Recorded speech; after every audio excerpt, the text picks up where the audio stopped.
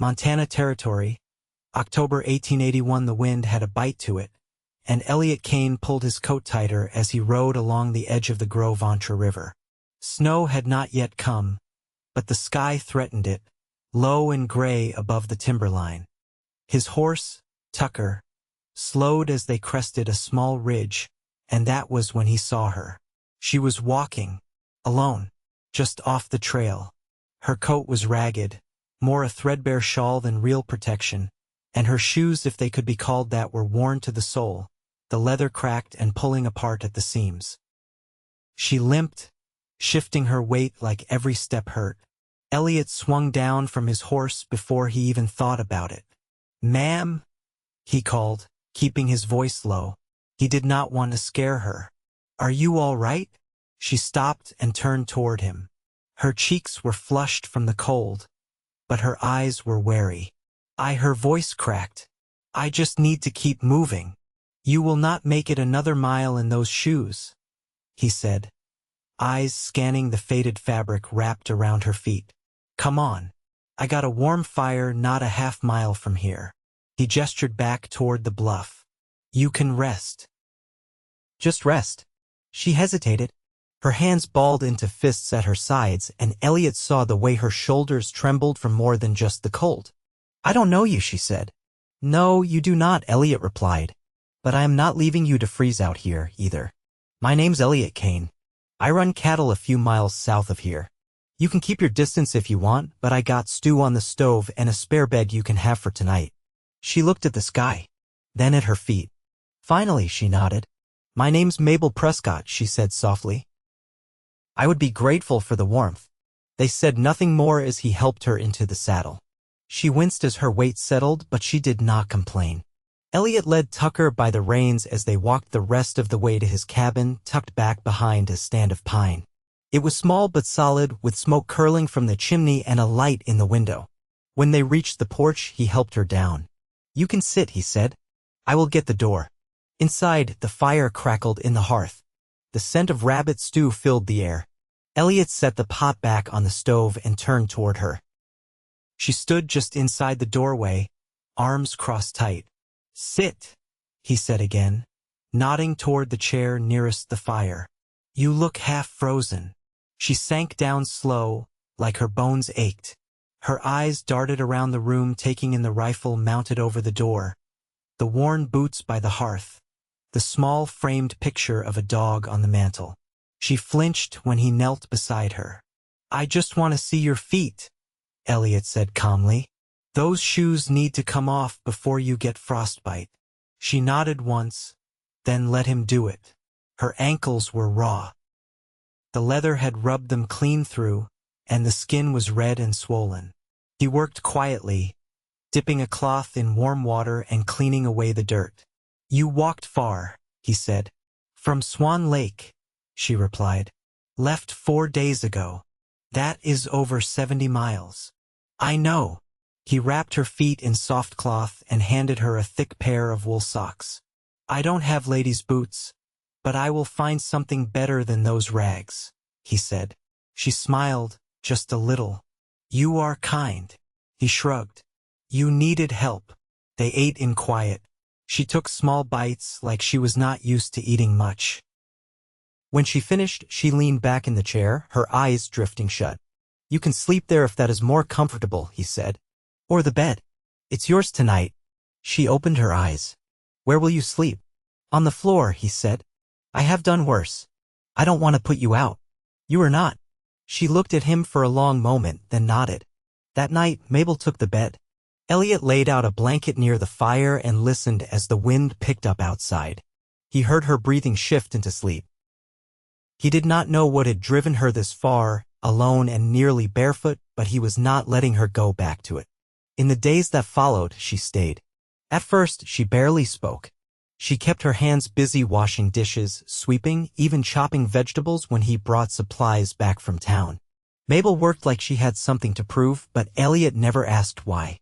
On the 5th morning, with the first soft snow blanketing the ground, she stood beside him in the corral. "I can help with the horses," she said, brushing her hair back with one hand. "You ever handled one before?" "No," she admitted. But I can learn. He handed her the brush. That mare there likes a gentle hand. Start slow. She did. And she smiled when the horse leaned into her touch. That night, as they sat by the fire, she finally spoke about it. My husband died 6 months ago, she said. Consumption. We had nothing left after. I went to live with his brother's family. They did not want me there. Elliott said nothing. He waited. I left. I could not stay where I was not welcome. I thought maybe there would be work in Missoula, but no one hires a widow with no trade. She looked at her hands. So I started walking. He nodded. I am sorry. She looked at him. Why did you help me? He met her eyes. Because no one should be left out in the cold alone. She stared at him. Her eyes were soft now, not guarded. Then she reached out and took his hand. I feel safe here, she whispered. Then stay, he said. The fire cracked. She did not let go of his hand. And he did not pull away. Outside, the snow kept falling. Inside, the cabin was warm. And something had shifted between them, quiet but sure, like the laying of a foundation neither of them had planned on, but both of them needed. The days shortened, shadows stretching across the hills earlier with each dusk. Mabel rose before dawn now, her feet wrapped in new wool that Elliott had traded for in Jackson. She moved with a quiet steadiness, her limp fading as the swelling healed. She didn't ask for instructions anymore, she simply did what needed doing. That morning, Elliott found her out by the smokehouse, sorting through strips of venison he'd salted weeks earlier. You planning to build a storehouse out here? He asked, brushing snow off his coat and stepping beside her. No, she said, not looking up. But these need turning or they'll mold. He studied her a moment. You ever done that before? No, she said, but I can smell what's going bad. He nodded once, then stepped back to let her work. Later, as they sat at the table with plates of cornbread and beans between them, she said, you ought to keep a ledger. For what? For your stock. Your trades. You've got hides from 3 elk in the shed and no tally of what's gone where. I keep it in my head. She raised an eyebrow. That's fine until you're sick or gone. He leaned back in the chair. You offering to keep it? If you've got ink and paper. He reached into the drawer behind him and set a small journal down in front of her, along with a stub of pencil. I never had the patience for numbers, he admitted. I was good at them, she said, flipping to the first page. My father was a wheelwright. He made me track orders when his eyes got weak. Elliott watched her hands move quick. Sure. Without hesitation. There was something calming in the way she squared the paper beneath her palm, as though the world could be made tidy if just written down properly. I was thinking, he said after a while, about the north field. She looked up. The one with all the pine scrub? I could clear it come spring. Put up fence. Might be good pasture for another few head. She nodded. You'd need help clearing that much. I would. She tilted her head. You asking me to haul logs? I'm asking if you'll stay that long. She set the pencil down, slow. That depends. On what?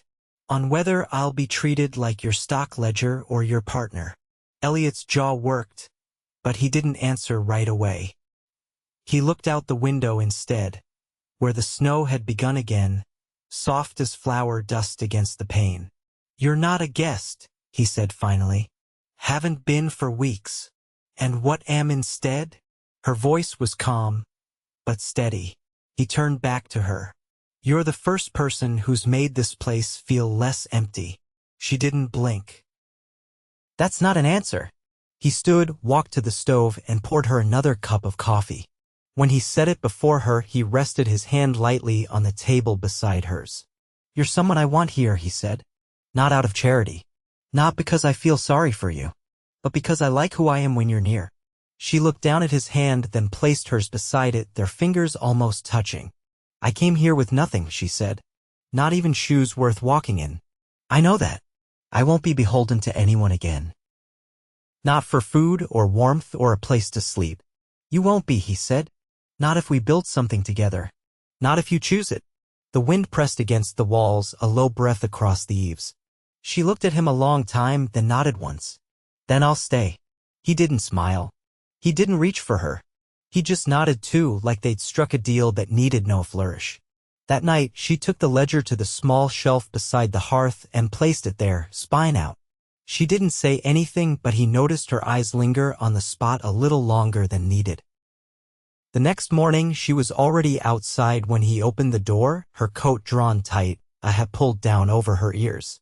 She turned when she heard him, and her breath curled in the air between them. "I was thinking," she said, "if we take the rest of that elk to the miller's wife, she might trade flour for it." He nodded. "That's smart." She smiled, not out of politeness, but because it pleased her to be useful. They loaded the sled together, the rhythm of shared work smoothing the silence between them. By the time they reached the miller's, she was the one who offered the trade, her voice steady, her terms fair. Elliott didn't interrupt. He just watched her, the way her shoulders held straight now, the way her eyes didn't flinch from others. On the ride back, she said, "I'd like a sewing needle when you're next in town." "What for?" "I want to mend the curtain in the bedroom. It's torn down the middle." He nodded. "I'll get two, in case one breaks." She glanced at him, then back at the trail ahead. "That'd be good," she said. And that was the first time Elliott Kane realized he wasn't just making room for her in his cabin, he was building something with her in it. The first calf was born under a sky washed in starlight, its breath rising in silver ribbons as Elliott knelt in the straw. He rubbed the slick from its coat with burlap, the cow lowing soft behind him. Mabel stood at the gate, holding the lantern high, her eyes wide but calm. "She came fast," Elliott said, glancing up. "Didn't expect her to drop till next week." Mabel stepped closer, careful not to spook the mother. "He's got a strong neck. Look how he's already trying to stand." Elliott leaned back on his heels. "You've got a good eye." "I watched my uncle birth foals when I was a girl," she said, voice quiet so as not to startle the calf. "He said it's all in the breathing. If you panic, they panic." The calf wobbled, legs folding and stretching like a newborn fawn. Mabel crouched beside Elliott, the lantern casting firelight across her cheek. "You ever wish you'd had children?" she asked, not looking at him. He hesitated before answering. "I did. A long time ago. But there wasn't anyone who wanted to stay." She nodded slowly.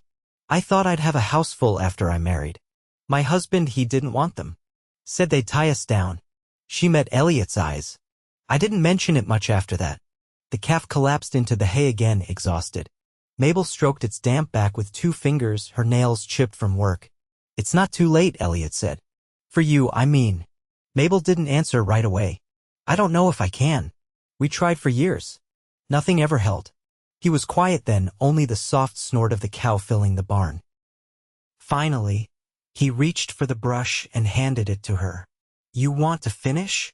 She took it without a word and began to work the bristles gently over the calf's side. By morning, the sky had cleared, and the calf stood on its own legs, nudging its mother for milk. Mabel watched from the doorway, arms crossed over her apron. Elliott came up beside her, his sleeves rolled past the elbow, forearms dusted with ash from the stove. "I was thinking we could build a second pen," he said. "If more calves come early, we'll need the space." She nodded. "You have enough lumber?" "Not yet. I saw a stack of cedar out past the creek. Looks mostly dry." He paused, then turned to face her. "You went past the creek?" "I was looking for early shoots. Thought I could start a kitchen garden in that clearing." "You didn't tell me." "I didn't think I needed permission to look." His jaw tightened, not in anger, but something closer to worry. "If you're gone too long, I don't know what I'm supposed to think." She lowered her arms. "I didn't mean to worry you." "I know," he said. "Just, you're not alone out here anymore." That evening, the cedar was hauled in by sled. They worked together by lantern light, stacking it beneath the overhang outside the shed. When the last beam was laid flat, Mabel wiped her hands on her skirt and looked toward the cabin. "You ever think about fixing that back room?" she asked. "The one with the cracks in the wall?" She nodded. "Could be a good space. For something." "What kind of something?" "Maybe a cradle." He didn't respond right away. Just looked at her, snow caught in the folds of his collar. "You sure?" "No," she said. "But I want to be." He stepped closer, not touching her, just standing close enough that their breath mingled. "If it happens, I'll be glad. If it doesn't, I'll still be glad." Mabel looked up at him. You mean that? I do. She reached for his hand, folding her fingers into his. Then let's fix the room. That night, she didn't go to the bed alone. They lay side by side beneath the quilt, her head tucked beneath his chin, her hand resting over his heart. Outside, the wind sighed through the trees, and the fire burned low. Inside, there was nothing unfinished between them. By spring, the room was repaired. Mabel lined the windows with muslin sheet dyed herself, and Elliott carved a narrow shelf along the wall for the few books she'd brought from the miller's wife in trade. The cradle came later, built from leftover cedar, its joints sanded smooth, its frame strong. One morning, she stood at the threshold of that room, her palm resting just below her ribs. He came up behind her, his hands settling over hers without a word. She smiled, not because she was certain, but because she was ready. And outside, the first shoots of the kitchen garden broke through thawed earth, green and stubborn and new. By early May, the thaw had reached the high banks. The creek behind the west pasture ran full now, swollen with meltwater, and Elliott had begun to cut a trench with the spade so the overflow wouldn't flood the corral. He worked with his coat off, sleeves rolled, mud splattered across his boots. Mabel stood a few yards off, watching where the water pooled, calculating angles in her head. If you cut that line south, it'll empty into the hollow, she called. You'll lose less topsoil. Elliott paused, leaned on the handle, and looked to where she pointed. That's soft ground. Might sink the fence. Then add gravel at the mouth. Keep it steady. He nodded once, then shifted his stance and began turning the spade again, this time in the direction she'd shown. She waited until he'd finished the cut, then walked down the slope with a tin pail in hand. I brought rye biscuits. Figured you'd forget to eat. He wiped his brow, took one with a nod of thanks, and sat on the low stump near the trench. Mabel settled beside him, resting the pail between them. You always talk to your land like that? He asked, chewing. Not always, she said, folding her hands in her lap. But where I come from, folks learned to listen to dirt if they wanted to eat. You ever think you'd end up out here? He asked, glancing toward the horizon where the pines stood thick as soldiers. No, she said. I thought I'd live my whole life inside someone else's house. Take up as little room as I could. You don't do that here. I know. She looked at him then, her gaze steady. I didn't want to marry again, she said. Not after the way things were. I thought I was done trusting anybody. Elliott didn't interrupt. But living here with you, it's not the same. It's not a bargain or a duty. She trailed off, not searching for the word so much as letting it find her. It's a place I chose, she finished. He reached over and took her hand, calloused fingers warm around hers. I want to build more than fences with you, Mabel. She didn't flinch, didn't look away. Then say it plain. I want to marry you. She studied his face a moment, then asked, not just for the work I do, or because I fit into the quiet? No. Because you see what needs fixing and you don't wait to be asked. Because you eat slow and speak true. Because when something scares you, you don't run, you dig your heels in. A breeze stirred the grass at their feet. She looked down at their joined hands, then back to him. I'll marry you, she said. But not in the cabin. Not like I'm being folded into your life unnoticed. Then how? There's a small rise above the pasture. Wild lupin's blooming there. We'll stand there, just us. And you'll look me in the eye when you say the words. Elliott nodded. You'll have a ring too. And something blue if you want it. I'd like that, she said softly. That afternoon he rode to town, left early and returned near dusk. When he stepped through the door, his coat dusted with trail dirt, he held out a small box. I traded for it with a man who'd carried it since his wife passed, he said. Said he was ready to let it go. Inside was a simple gold band, dulled with age but still whole. Mabel took it gently, turned it in her fingers. It's heavy, she said. It's real. She looked up at him. I'll wear it. They married 3 days later. Just the two of them, boots planted firm in the soft earth, the lupin swaying around them like quiet witnesses. Elliott spoke first, voice low but clear. I'll keep your hands warm, your belly full, and your name safe. Mabel answered, her thumb brushing his knuckles. I'll walk beside you, not behind. I'll speak with you, not for you. And I'll carry what's ours, no matter how heavy. He slid the ring onto her finger. She didn't cry. Neither did he. They walked back to the cabin as husband and wife. No fanfare. No feast. Just the creak of the porch steps and the way Elliott opened the door for her like he always had, only now she was stepping into her own home. That night, they lay in bed with the window cracked open. The sound of frogs drifted in from the creek. Mabel rested her hand on Elliott's chest, her ring catching the moonlight. I never thought I'd feel safe like this, she whispered. You're not just safe, he murmured. You're wanted. She didn't answer. She didn't need to. The wind moved through the trees outside and the fire burned low. Inside, Mabel Prescott Kane slept beside the man who had once found her on a trail with torn shoes and who now, by promise and by choice, would never let her walk alone again. By the middle of June, the hills had softened into full green and the last of the late snowmelt had drained into the riverbeds. The days stretched long and warm, and Elliott found himself waking before the sun simply to sit with a hush before the birds began. Mabel had taken to rising just after him, barefoot on the cool floorboards, tying her braid back with a piece of cotton she'd dyed herself with boiled lilac bark.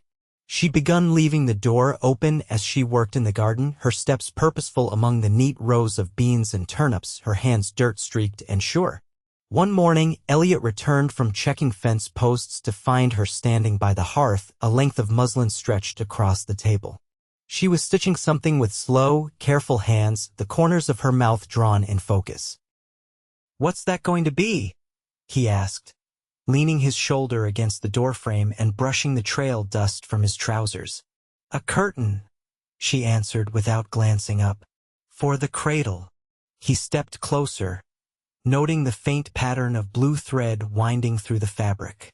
"You've got a steady hand," he said. "I used to sew by lamplight when I couldn't sleep," she said. "It quieted my mind." "You haven't had trouble sleeping here." She looked at him then. "Not since the first night you gave me space to breathe." He stepped around the table, reached gently for her free hand, and kissed the knuckles. "I was thinking we might add a porch rail this summer. Somewhere to sit when the heat gets high." "I'd like that," she said. "Maybe with a bench wide enough for two." They walked the pasture together that afternoon, checking where the soil had settled near the water trough and noting where the grass grew thickest. Mabel carried a small ledger in the crook of her elbow, making notes in pencil as they went. "You keep better track of things than I ever did," Elliott said. She smiled faintly. "You remember what you built. I remember what we'll need next." They paused under an aspen near the property's edge, its leaves rattling softly overhead. Mabel shaded her eyes. "When you were a boy, did you think you'd end up here?" she asked. "No," Elliott said. "Back then I figured I'd head west and trap until I had enough to buy land somewhere warmer. I didn't think I'd stay where winters bite like this. But you did." He looked at her. "Because the land held me." "Same way you did." She studied him, then reached up and brushed a bit of hay from his collar. "I used to believe life was something you endured, but now I think it might be something you shape." They walked back in silence, her hand resting lightly on his arm. That evening, as the last of the light bled out behind the ridge, Elliott brought out a cedar box he'd carved through the winter months. He set it on the table without a word. Mabel opened it to find a set of carving tools, the handles smoothed and sanded, the blades carefully honed. "I thought you might want to try your hand at something new," he said. "You've got an eye for detail." She ran her thumb over the edge of one chisel. "I never tried carving." "You didn't try ledgering either, but now you've got a whole shelf of records." She laughed, low and warm. "What would I carve?" "Whatever you want. A spoon, a handle, a name." She closed the lid. "I'll start with your initials. That way if I ruin the wood, at least it means something." That night, they sat on the front steps under a sky thick with stars. Mabel leaned against Elliott's shoulder, her toes brushing the earth. "I got a letter from the miller's wife," she said. "She asked if I'd be willing to share seed next spring. Said she heard the garden here's thriving." "You'd be good at that," he said. "Sharing what you know." "I used to think I had nothing worth offering." "You do," he said. "You've made this place more than I ever could on my own." She didn't answer right away, just reached for his hand and laced her fingers through his. In early July, she felt the first flutter, soft and low like a fish stirring in still water. She didn't say anything at first, just placed her palm over the spot and stood still for a long while. Then she found Elliott in the barn, mending a latch, and took his hand without a word. When he felt it too, his breath caught. "That's real," he said. She nodded. "It is." They didn't speak of names yet. There were too many fences to mend, too many jars to seal, too much sun left in the season. But each evening they returned to that little room with the muslin curtains and the cedar cradle, and each evening it felt more like a promise kept. By the time the aspens began to yellow at the edges, the porch railing was finished, the bench wide enough for two and deep enough for quiet dreaming. Mabel sat there most afternoons, a carving knife in hand, shaping a small wooden horse with sturdy legs and a smooth back. Elliott brought her tea in a tin cup, resting it on the railing beside her. "What'll you do when winter comes?" he asked. "Keep carving," she said. "And wait." He sat beside her, watching the tree line sway. When the snow came early that year, thick and silent, they stayed indoors more often. They worked by lantern light, Mabel's belly rounding beneath her dress, Elliott chopping wood and sealing drafts with strips of burlap and waxed linen. And when the baby came, just after the first thaw, it was a girl with a head of dark hair and a cry like a hawk's. They named her Laurel, after the scrub that bloomed on the ridge where they'd married. Mabel held her close, her skin warm and her breath steady against her chest. Elliott sat beside them, one hand on Laurel's back, the other wrapped around Mabel's shoulder. "She's strong," he said. "She's got your hands," Mabel whispered. "She's got your eyes." The cabin was quiet but full, the hush no longer from emptiness, but from contentment. The fire burned low. Outside, the land stirred green again, and inside, the world they'd built held firm. And they never left it, not for cities or strangers or promises made elsewhere. The pasture grew, the garden doubled, and the cradle was passed down again, years later, to a boy with Elliott's steady way of watching the world and Mabel's sure hands. They grew older together, not in sudden years, but in slow mornings and long evenings, in the turn of seasons and the settling of roots. They shared the work and the rest, the silence and the song. And in all the days that followed, through snow and bloom and harvest, they were never apart. Not once, not ever.